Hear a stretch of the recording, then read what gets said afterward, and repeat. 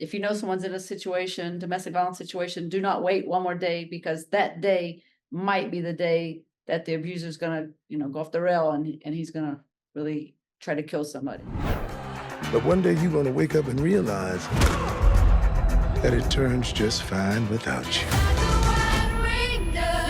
Hello, Christy and Sydney. So great to speak with both of you. The film, epic. It's inspirational. The word resiliency really kept popping up in my head throughout all of it. And so I was just thinking, Sydney, to start, I know that this is acting, but there's so many parts of Christy's life that are heavy. Was there any parts that you found particularly challenging to bring, to the screen? For me, it was, you've been saying it, but it's actually the scene when Christy goes to her mom and she asks for help. I have such amazing parents, and I couldn't imagine not being able to go to them and talk to them about something as painful as that. And it was a hard scene for me to process personally. Yeah, because it's just as much a domestic violence story at the same time as your career story, Christy. And so a little bit more about this scene. How did you decide to approach it between the two of you? Did you have any discussions about it going in along with Merritt? So it was interesting. All of the stuff within the house between the family and Ben and Christy was actually the first week of filming. So that scene in particular was shot on the third day, and it was Merritt's first scene. And Wow. it's intimidating when you're coming into something like that. But she did incredible.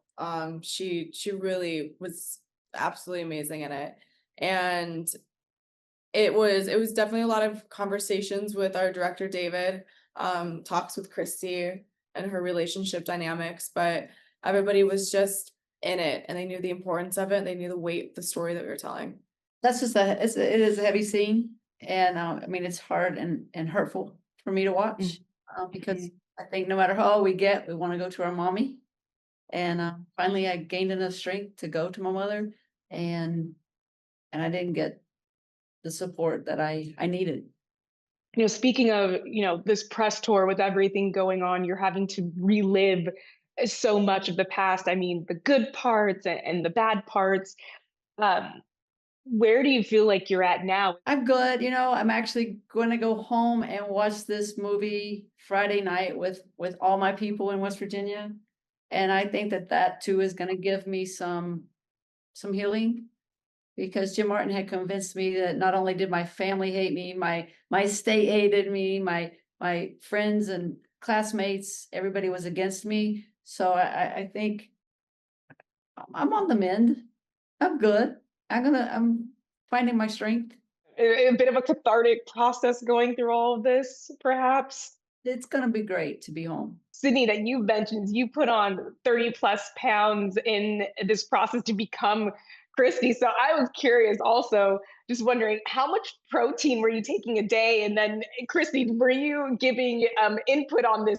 I was downing like 4 to 5 protein shakes a day with an immense amount of protein and creatine mixed in and some supplements and just tons of calories.